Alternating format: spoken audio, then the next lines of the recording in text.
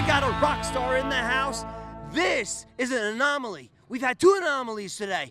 I had a fantastic story earlier, and now I got a rock star that's getting up before 10 a.m. What is going on? Has the world shifted?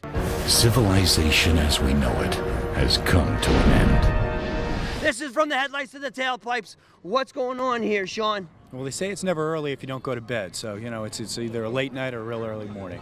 But this is a 78 Trans Am that we're restoring right now. We got it, and it was a very interesting forensic opportunity for us to go through and see what everybody has done to it. But we're putting it back to pretty much stock, and then we're gearing it up.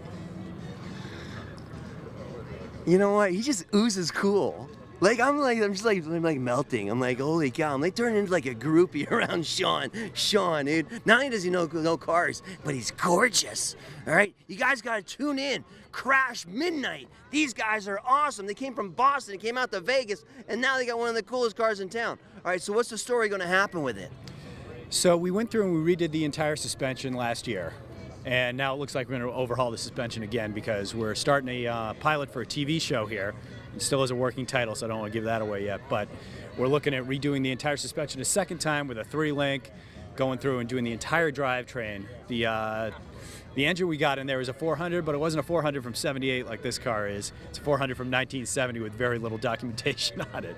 So we're ripping it all out, putting in a real straight 6.6 400 into it, 6-speed transmission, and going right through the entire car and fixing everything that's a little Mickey Mouse right now. All right, I'm back. I'm focused because I just realized that someday I want to be Shaun. Minus the hair, of course. You're watching the Headlights to the Tailpipes. This is Josh, and our stories just keep on getting better.